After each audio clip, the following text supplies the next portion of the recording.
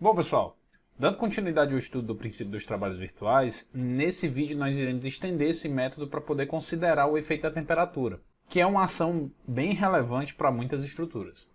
Para tanto, nós vamos relembrar o conceito de dilatação e discutir um pouco os efeitos gerados nas estruturas em função da contração ou expansão decorrentes da variação de temperatura.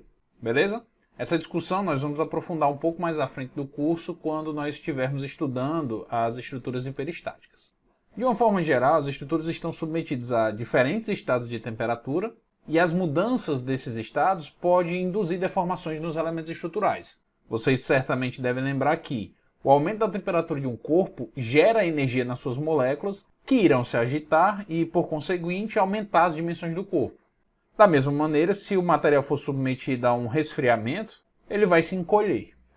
Conforme está apresentado aqui na tela, o cálculo dessa variação de comprimento, segundo a lei da dilatação linear, pode ser feito multiplicando a variação de temperatura, que nada mais é que a diferença entre temperatura inicial e final, pelo comprimento inicial do elemento e pelo coeficiente de dilatação linear, alfa, que é uma constante característica do material. E aí cabe o registro aqui que, como esse deslocamento e o comprimento da peça são expressos em unidade de comprimento, essa constante alfa representa uma quantidade por grau Celsius. Bem, mas por que a gente precisa se preocupar com as deformações inerentes a uma variação térmica, né? Quando a viga pode se expandir sem restrições, como é o caso das estruturas isostáticas, não são produzidos esforços internos devido às deformações provocadas pela temperatura.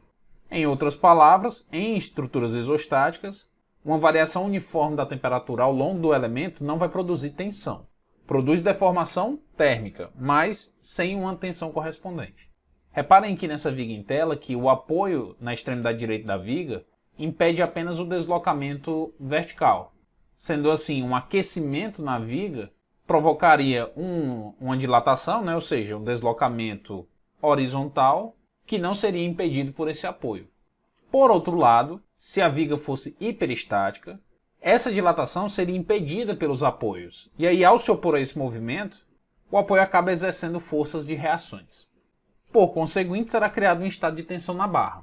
Ou seja, em estruturas hiperestáticas, podem, a depender das características da estrutura e da natureza das variações de temperatura, serem desenvolvidas tensões térmicas. E essas tensões podem atingir valores significativos, conforme nós vamos ver mais à frente, quando estivermos estudando as estruturas hiperestáticas. É por essa razão, por exemplo, que, principalmente em estruturas mais longas, são utilizadas juntas de dilatação, como essa que vocês estão vendo aí na imagem. Essas juntas são espaços deixados entre os elementos estruturais para permitir essas variações volumétricas inerentes à mudança de temperatura.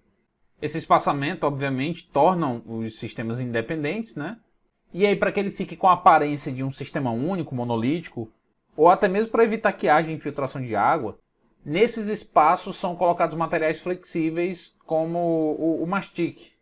Outro exemplo de junta de dilatação é o rejunte do revestimento cerâmico. Bom, geralmente lá na física e na resistência dos materiais, a gente estuda essa lei da dilatação linear em barras submetidas a um aumento ou redução uniforme da temperatura. Porém, essa variação de temperatura pode se dar de uma outra forma, que é quando há um gradiente de temperatura ao longo da altura da peça, ou seja, uma diferença de temperatura entre a face externa e interna do elemento, que vai gerar uma rotação das seções transversais da peça. Como assim? Vamos considerar essa barra reta da figura, que tem uma altura h e que não apresenta restrições de movimento. Nessa barra nós vamos impor uma variação de temperatura Ts na face superior da barra e Ti na face inferior. E nós vamos assumir que essa temperatura Ti na base da viga é maior do que a temperatura na face superior Ts. Nós vamos assumir ainda que a temperatura vai variar linearmente ao longo da altura da seção transversal, o que vai fazer com que, depois da deformação induzida por essa variação de temperatura, a seção transversal permaneça plana. Como a temperatura na face inferior é maior do que a temperatura na parte superior, a barra irá dilatar mais na parte de baixo, gerando uma flexão. Ou seja, além de se expandir longitudinalmente devido a esse aquecimento, a barra também irá fletir, nesse caso com curvatura para cima, tendo em vista que a temperatura de cima é menor do que a temperatura de baixo. Entendido? Agora nós vamos destacar e analisar as deformações induzidas pela variação de temperatura nesse elemento infinitesimal de comprimento dx da barra, que será feita de um material homogêneo. Nessa formulação aqui que eu vou desenvolver com vocês, nós estaremos considerando o efeito isolado das variações de temperatura. Conforme eu comentei com vocês há pouco, a ação da temperatura induz em estruturas hiperestáticas esforços internos.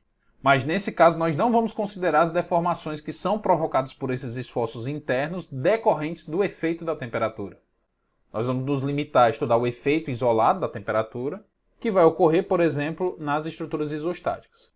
Ou seja, a formulação que eu vou apresentar para vocês aqui se refere às deformações livres que são desenvolvidas em estruturas isostáticas pelo efeito da temperatura. Bem, então, repetindo aqui, como a temperatura do topo é diferente da temperatura da base da barra, isto é, como há um gradiente de temperatura ao longo da altura, as fibras vão se dilatar de maneira diferente, fato que vai gerar uma rotação entre as seções planas da peça. Sendo assim, assumindo que tanto a temperatura superior como a inferior são de dilatação, isto é, são de aquecimento da peça, Ts vai gerar um deslocamento diferencial dΔs, que será menor do que o deslocamento dΔi gerado pela temperatura na face interna Ti. E aí, pessoal, como nas estruturas reticuladas, isto é, nas vigas, nos pórticos, treliças, entre outros, nós sempre reduzimos o efeito das tensões e deformações na seção do elemento estrutural nas suas resultantes no eixo da barra. Nós vamos agora escrever o deslocamento axial relativo interno no eixo longitudinal da barra, que é posicionado no centro de gravidade da seção transversal. Nesse ponto do eixo do elemento, ou seja, nesse ponto posicionado no centro de gravidade da seção transversal da peça, a variação de temperatura, aqui que eu vou chamar de T, irá gerar um deslocamento relativo dΔ, que, segundo a lei de dilatação linear, pode ser calculado multiplicando o coeficiente de dilatação linear, que é uma propriedade intrínseca do material, pela temperatura, nesse ponto, pelo comprimento do elemento, que nesse caso é igual a dx. Como a gente está assumindo uma variação linear da temperatura ao longo da altura, esse valor de T, que é a variação da temperatura na fibra que passa pelo centro de gravidade da seção, pode ser obtida por interpolação linear entre Ti e Ts. Por exemplo, se a seção transversal for simétrica, como uma seção retangular, uma seção I, enfim, de tal modo que o CG fica no meio da altura, essa temperatura T será a média, isto é, Ti mais Ts dividido por 2. Se a peça for assimétrica, se por exemplo aqui fosse uma viga de seção T, aí nós teríamos que identificar a posição do centroide e fazer uma regrinha de 3 com a temperatura Ti e Ts para encontrar esse valor de T. Beleza? Pessoal, e só lembrando que a gente está calculando essa deformação real provocada pela variação da temperatura. Já que, para que a gente possa obter o trabalho virtual gerado por uma força virtual, a gente precisa associar essas deformações reais produzidas pela variação de temperatura com as tensões virtuais produzidas pelo estado de forças virtuais. Enfim, o processo aqui é análogo ao que foi desenvolvido lá no princípio dos trabalhos virtuais, com a diferença que quem está produzindo essa deformação real é a variação de temperatura e não uma força ou um momento aplicado à barra. Beleza? Bem, nós determinamos aqui o deslocamento axial produzido no eixo do elemento, que nós vamos associar ao esforço normal interno virtual. Só que nós também precisamos determinar esse ângulo de rotação da seção transversal dθ, produzido pelo gradiente de temperatura ao longo da altura, para associar com o momento fletor interno, produzido por um estado com força virtual, que vai produzir um trabalho virtual interno. Pois bem, essa rotação dθ pode ser aproximada à sua tangente, uma vez que, para pequenos deslocamentos, a tangente de um ângulo em radianos possui aproximadamente o valor do ângulo. Sendo assim, essa rotação relativa interna por flexão devido à variação transversal de temperatura será igual ao cateto oposto, que nesse caso aqui é dΔi menos dΔs, isto é, a dilatação da fibra interna que está submetida a uma temperatura maior, menos a dilatação sofrida na fibra externa, superior, que está submetida a uma temperatura um pouco menor, dividido pelo cateto adjacente ao ângulo, que nesse caso aqui é H. Agora, aplicando a lei de dilatação linear na fibra interna, nós teremos que esse deslocamento dΔi será igual a alfa Ti, que é a temperatura na fibra, vezes o comprimento do elemento, que é dx. E, de forma análoga, o deslocamento na fibra superior pode ser obtido multiplicando o mesmo alfa, afinal é um material só, né, um material homogêneo, vezes a temperatura na porção superior, vezes o comprimento da fibra, que também é dx. Ou seja, o que vai mudar na dilatação de uma fibra em relação à outra é só a temperatura. Portanto, nós podemos colocar aqui em evidência o alfa e o dx, e para encontrar essa rotação nós multiplicamos o alfa dx pela diferença entre a temperatura interna e a superior, dividido pela altura do elemento. Essa relação Ti menos Ts dividido por H, nós vamos chamar de gradiente de temperatura, ok? O gradiente de temperatura, pessoal, é quem vai indicar o sinal e, portanto, se a curvatura na peça vai ser positiva ou negativa. Porque, reparem, quando Ti for maior do que Ts, no sentido algébrico, esse dθ tem um sentido anti-horário e é convencionado como positivo, que foi o caso que a gente acabou de desenvolver, né? Para que a gente tivesse uma flexão positiva, ou seja, para que a deformação na fibra inferior fosse maior do que a deformação na fibra superior, e nós tivéssemos uma curvatura com concavidade para cima, a temperatura inferior precisaria ser maior do que a temperatura superior. Se o contrário acontecer, isto é, se a temperatura no topo da viga for maior do que a temperatura na parte interna, né, na parte de baixo dela, o gradiente de temperatura vai dar negativo, e essa rotação de θ também será negativa, uma flexão com curvatura para baixo. Beleza? Pois bem, conforme nós já vimos na aula em que apresentei o princípio dos trabalhos virtuais, a energia virtual interna, decorrente de um campo de força virtual, pode ser obtida por essa integral que associa o esforço interno virtual com o deslocamento real no elemento infinitesimal. E aí, como a variação de temperatura só vai gerar deformação axial e deformação por flexão, não há aquela parcela da força cortante e do momento de torção daquela primeira equação que eu apresentei para vocês. A diferença dessa equação que nós vamos desenvolver agora para aquela equação do princípio dos trabalhos virtuais que a gente já vem trabalhando é que a ação que provoca a deformação real será a temperatura e não forças e momentos externos. Lá, quando eu apresentei o método, por exemplo, eu mostrei que essa deformação produzida pelo esforço normal interno era n dx sobre A. Agora, porém, essa deformação axial dΔ, que é produzida pela temperatura, conforme eu acabei de mostrar, será o coeficiente de dilatação linear alfa vezes dx vezes a temperatura no centro geométrico da peça.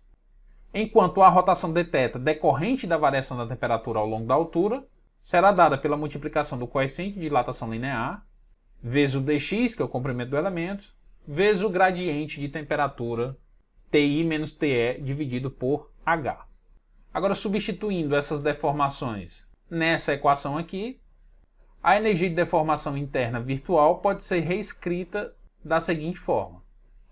E se nós aplicarmos o método da carga unitária para calcular o deslocamento em um ponto qualquer da estrutura, esse mtil e esse ntil serão, respectivamente, o momento fletor virtual e o esforço normal virtual provocado por uma força unitária aplicada no ponto e na direção em que se pretende medir esse deslocamento delta.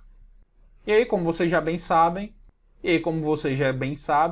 essas integrais aqui da equação podem ser decompostas em um somatório de integrais ao longo das barras do sistema estrutural. Agora, se a estrutura estiver submetida a uma variação de temperatura e a forças e momentos externos, nós podemos aplicar o princípio da superposição dos efeitos e calcular o efeito isolado dessas duas ações para depois somar. Entendido?